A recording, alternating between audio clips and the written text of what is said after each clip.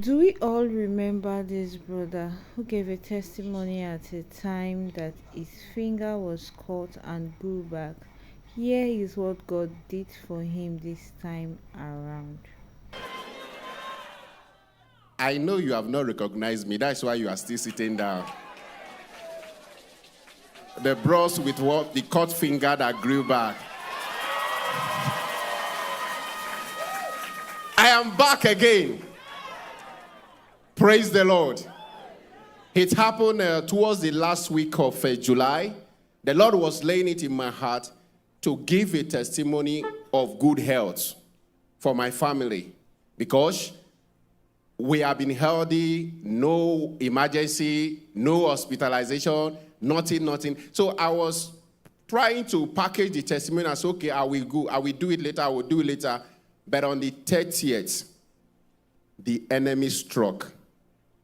30th of July, my wife told me earlier in the day she was going to the major market to get some food stuff.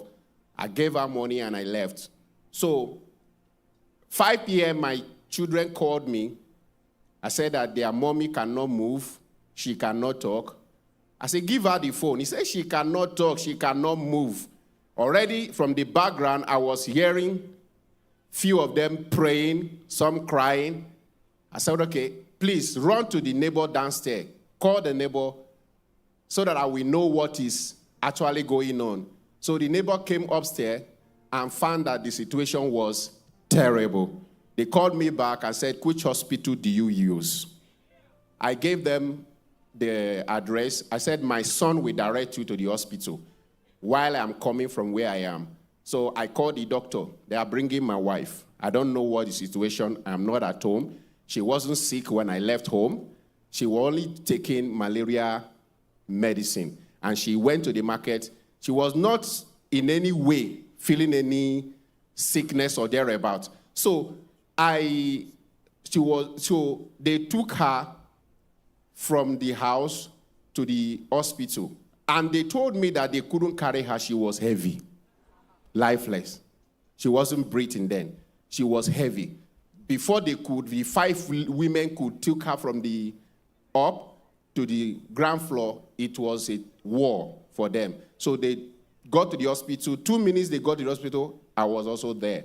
So they wheeled her in, and that happened to be the hospital we normally go for evangelism, me and my wife, every Thursday. So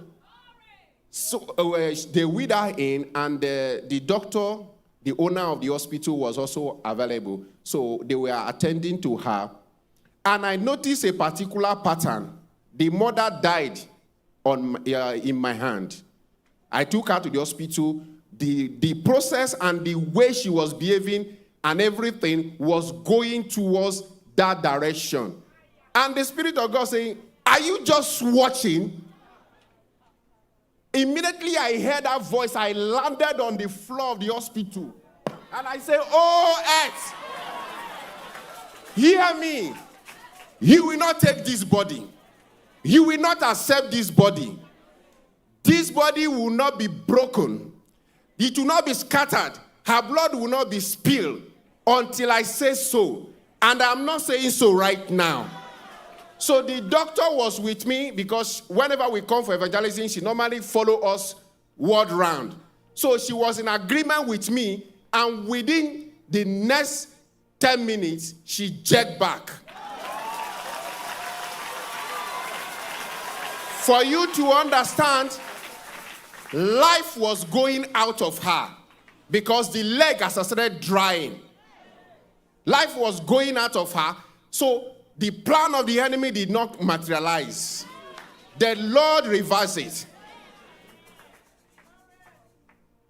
Let me remind you that within a few weeks ago, a neighbor in our neighborhood, in our vicinity, also died of the same attack.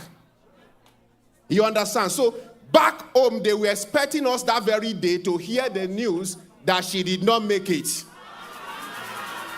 But they were surprised to see me and my wife back home that night.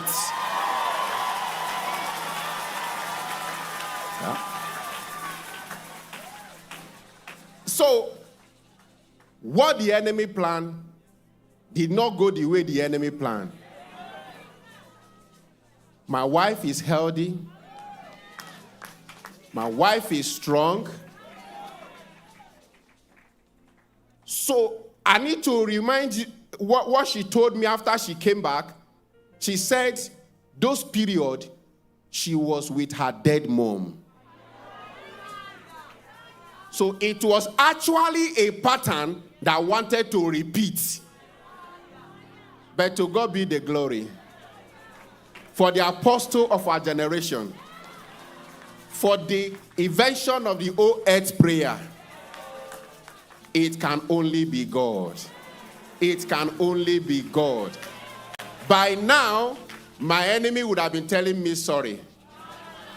But to God be the glory. What God cannot do, this can only be God. Don't forget to drop a comment for us on the comment section. Like, subscribe, and share. Thanks for watching. See you on my next one.